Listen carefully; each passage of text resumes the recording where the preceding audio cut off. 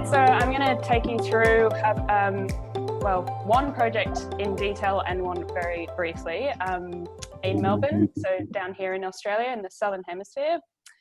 Hello. I'm going to start in the deep end because that's where I started.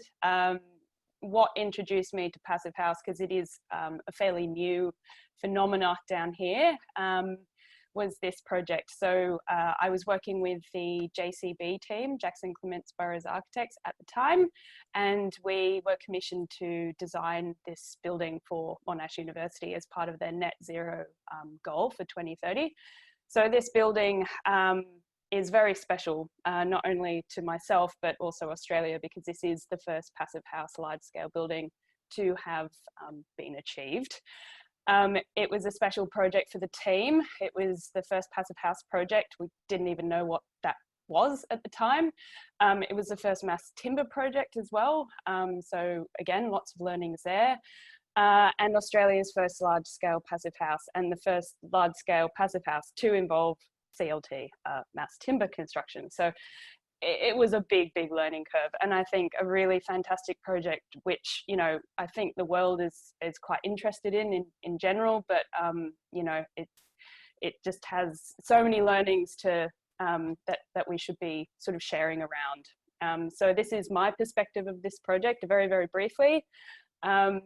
As an architect that had never come across any of these, I guess, aspects before in a project, you know, Passive House, let alone CLT. This was our first kind of brain dump. So looking at the facade design, which was my particular, I guess, focus on this project. You know, learning how to detail to meet the Passive House standard, but also to deal with the connection details of CLT, what that means for the wall build-ups, where to put the insulation, where to put the air barriers, you know, how to mitigate thermal bridges, how to control acoustics, fire, everything. You know, it was weekly workshops of just intense collaboration, and it was a fantastic process. Huge learning curves. And yeah, I guess, you know, the introduction of all these additional considerations that, you know, just completely turned my understanding of architectural design on its head. This is not what we learned at uni. This is not what I'd learned in previous jobs. And I never looked at buildings the same again, I can tell you that. We had a really great team behind us. So we had a peer advisor, which was Atelier 10, funnily enough. And they provided, I guess, the call a friend service. So a clear, concise and helpful advice when we needed it on the architectural side. So this wasn't, you know, we could ask those really stupid questions behind closed doors and say, hey, how can we mitigate this thermal bridge? What, you know, how can we kind of see around corners before we kind of take this to the whole collaboration, coordination team and waste 5 hours on something that we might be able to solve in 5 minutes before, you know, before it leaves the drawing board. So that was, I would highly recommend that on any, you know, any project that you're kind of embarking on that is a bit complicated or that the industry hasn't seen before, is just get that extra buy-in from someone, that extra support. And it was a huge learning curve, obviously, for the contractors. This was delivered by Multiplex. I'm sure a lot of you have seen, you know, presentations on this project before, but essentially they did a fantastic job. They really embraced the Passive House process. We actually entered into an early contractor engagement process with them, so they were on board before they even got the tender, and they helped us really design to optimize, you know, performance and cost efficiency and all of those things. So again, huge benefit, you know, huge learning that we should transfer to other projects is the contractual agreements that you know, can help us deliver these projects. Yes, so it was all worth it. I think it's turned out more beautiful than anyone could have really hoped for, and I think the students are really enjoying it. I think I meant to tell you what the use of the building was for those who haven't seen it before. It's 150 bed student residence. yeah, for Monash Uni. So we even managed to expose some of the CLT, which was, you know, also quite a challenging concept for the fire engineering. And this is one of the common spaces. So yes, it's just a phenomenally beautiful sort of biophilic, you know, it's just comfortable and lovely to be in. So changing scales a little bit, I guess I re-strategized where I wanted to take my career, and it's all well and good doing these amazing large scale big budget projects, but what about the rest of us? How can we actually upscale Passive House in a different way? How can we make it accessible to everyone here in Melbourne or in Australia? I guess this is a challenge we're all kind of, you know, battling with, but, you know, we've got to start somewhere. So I changed jobs. I changed to a prefabrication firm in the residential and a little bit of education sector as well. And it was small scale projects, but again, they were, you know, Passive House needs to be delivered somehow. And I think, you know, after that project, prefab, it does make a lot of sense. How can you control the quality in a more, you know, sort of, yeah, in a better way. So that's why I chose prefab. So I will go through this project with you briefly. All credit to Archit. When I was there, I was the architect on this project, and obviously I need to make sure that they are part of this presentation. Atelier 10 did the Passive House consultancy, and KTA, Kirsten Thompson Architects, did the initial sketch design, which kind of gave the building its cool form. So the inner city context is not unique. It's something we're all trying to battle with, I think. These days we don't all have a beautiful field to build something in. You know, the access was challenging, although better than most sites. We had 2 laneways and a street frontage, so that was helpful. But it also meant, you know, we had to create sort of a robust defense around the building, because, you know, there were service trucks and all kinds of things going, you know, sort of bashing into the walls. So, you know, that was a design constraint. Also the northern neighbours, and again, southern hemisphere, north is God. The northern neighbours were very, very tall, so overshadowing was a big problem. So the front of the house we were keeping. It's sort of this Victorian, very Australian style, with the little tin roof and veranda. And then we were, if I just flick between these two, you can see the rear is being demolished and rebuilt. So yes, tight site, 5.8 metres wide, and obviously the 24 metres is the whole site. So the new build is very small. Compact, not small, compact.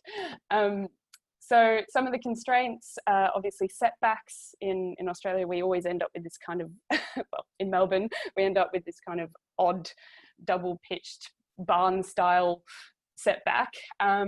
And obviously the southern neighbours, we need to avoid overshadowing, because, you know, there's a lot of disputes caused by that. So lots of constraints, and probably why the building looks the way it does.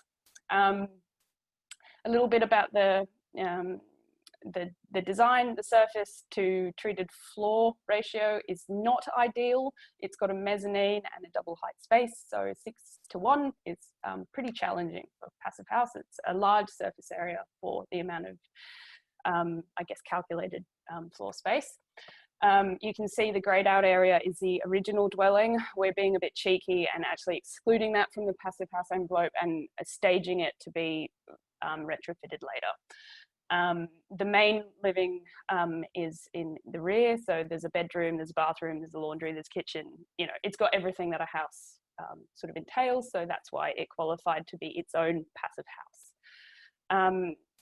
In reality, there'll be about 4 occupants in that space, but PHPP tells us there's 1.7 because that's logical. That's fine. Yeah, I think that's a nice overview. The Melbourne climate is probably quite unique. We get down to around about -2 in the city, much colder elsewhere. But we do get above 40 in the summer, so we can have a heat wave that lasts a week and it's over 40 degrees. So it's a problem with overheating. Also, we're classified the land of the sun, but not all sites are made equal. A bit of daylight analysis shows that we get very little sun on the site. So a big challenge there. If I just flick through these, you can see this little slither of sun at the pitch of the roof. So that's where we're positioning our solar panels, but it doesn't do an awful lot for solar gains.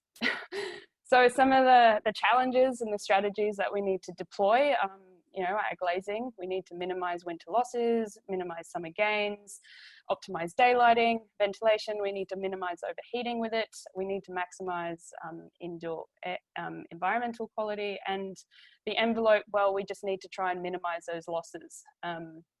So glazing strategies, what is openable and what is fixed, this came down to cost as well, so just being really strategic. We had skylights, so we didn't need these northern windows to be operable. We could make these two western ones operable in the future potentially, but yeah, trying to be really strategic with the operability of the windows as well, and the positioning of them. So the southern skylights are providing indirect daylight, but they're also providing natural ventilation. So again, this orange one and these lower orange ones are not operable because they're hard to access, and would need to be, I guess, remotely operated. Whereas this one, the green one, is in the bedroom, so you can open it. And again, it's sort of that psychological idea of being able to open a window, which we know is not necessary, but it's a psychological thing. And it can also act as night purging. So looking at the glazing strategy with the indoor environmental quality, making sure that our living area really does get a good amount of daylight. Obviously, not all areas are going to be possible to daylight, and I think we did end up achieving a better result introducing those lower southern skylights as well. So we ended up bringing some light into the southern portion of the house.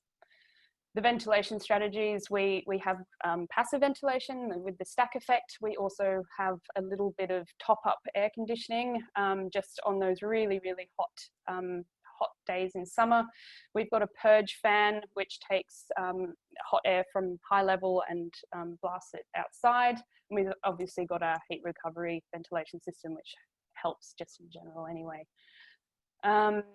Envelope strategies, this is roughly the R values of what we deal with, so slightly different to Canada. We're in the single digits down here, but yeah, just being mindful of the losses as well. So what does that look like?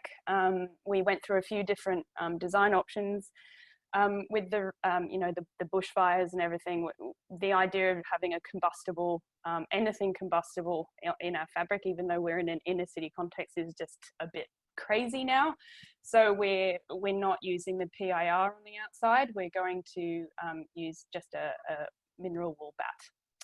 So that's sort of what our details look like at the moment, or what they did look like, should I say. This was the foundation detail. We've got insulation under the slab. Again, for cost reasons, that was the most cost-effective option. And we've tried to mitigate some of the thermal bridging here at the corner, but you can see where the yellow is. It's still not great. We'll still have a condensation problem. So yeah, and a big thermal bridge essentially. So we're looking at ways to mitigate that.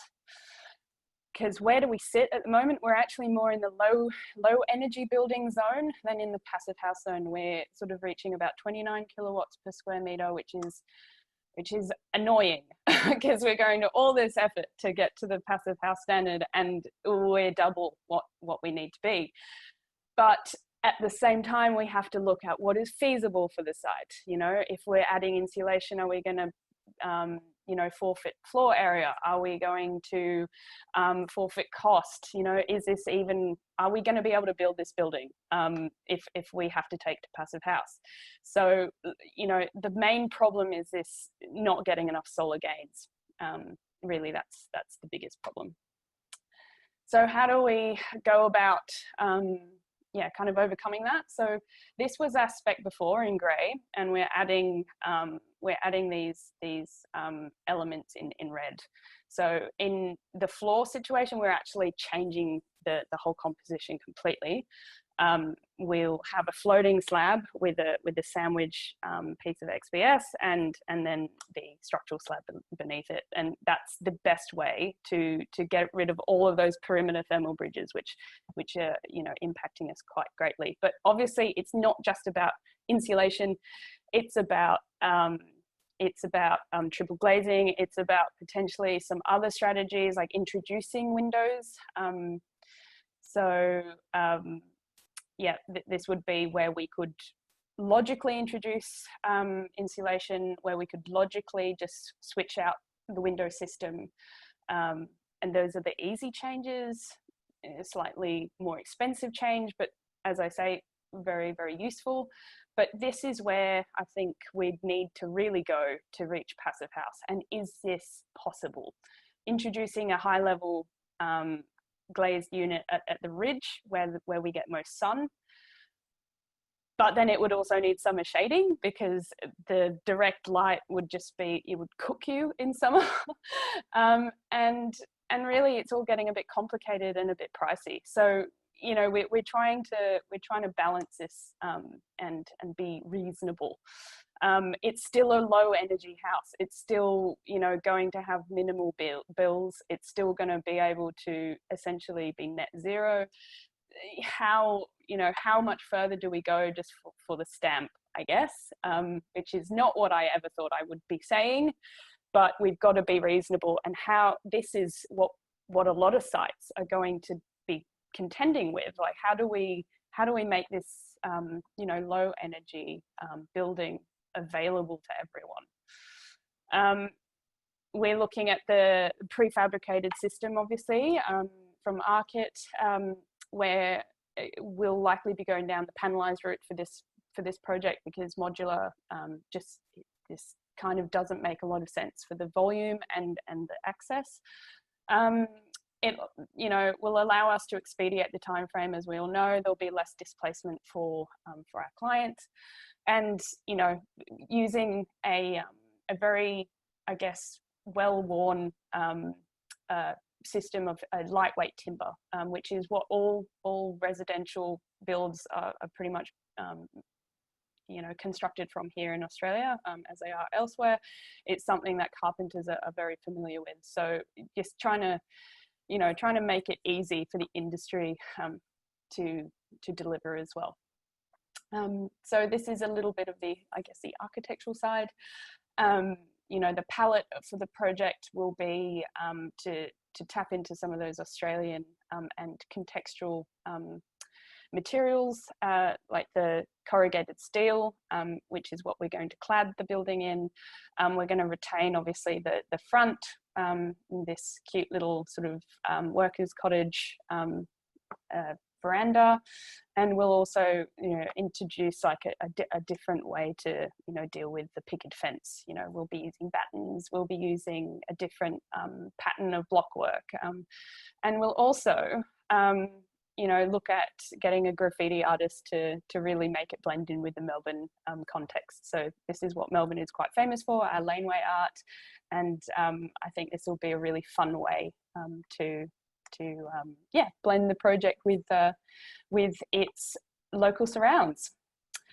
So I guess one more point about this project is a lot of stars did align. Just like with the Monash project, there was a very passionate client, there was a very passionate architect, there was a very passionate builder.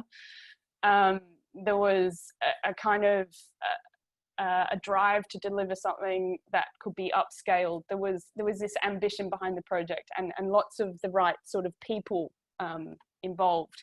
As it happened, the client is also a passive house designer. So that's a big, I guess, a big aspect to mention. In Australia, it seems that a lot of stars still have to align to get projects up and running. And as you can tell, this project still isn't built, so we've still got a little way to go. But you know, this isn't mainstream here. This is, you know, and that, I guess that's why I'm so vocal. I'm definitely not the most experienced person in terms of passive house in Australia, but I think it's important to just get the message out there to architects and to the market that this is an option and that we do need to do this for everyone's sake. And I think that's why I joined the Passive House Association while I was working on the Gillies Hall project, and then I guess got more and more involved, and now I'm the one of the partnerships coordinators. And I guess just a little bit of an update. You know, most of our work from the partnership side is talking to architects and doing the whole introduction spiel to passive house, and what does it mean, and how do you what are the 5 principles, and all of that. And I sound like a bit of a broken record, but it's important because there is a lot of interest, but not a lot of, I guess, knowledge of how to tackle passive house here. So that's the majority of our work, I guess, is advocacy from the bottom. And we've also got this kind of balance to strike between the people who are veterans of passive house here, who are hungry to learn more and gain more skills and sort of, you know, be supported in another way. So I guess as a small organisation, we've got about 300 members. We've got 10 board members, a CEO and a admin exec, who are our only part-time paid I guess, employees. The rest of us are volunteers, so that again, there's sort of a limit to what you can achieve in your spare time. And I guess we're at this crossroads. We're sort of expanding, and we want to grow. And I know that Passive House Canada, Passive House New York, and a lot of the other affiliates have gone through these growing pains as well. It's you know, trying to serve 2 different markets and grow and yeah, strike the right balance. So I guess we're at that point. So it'll be great to, I think we've already sort of touched base with some of these other affiliates to learn from you, but yeah, we need to keep this conversation going because you guys have a lot to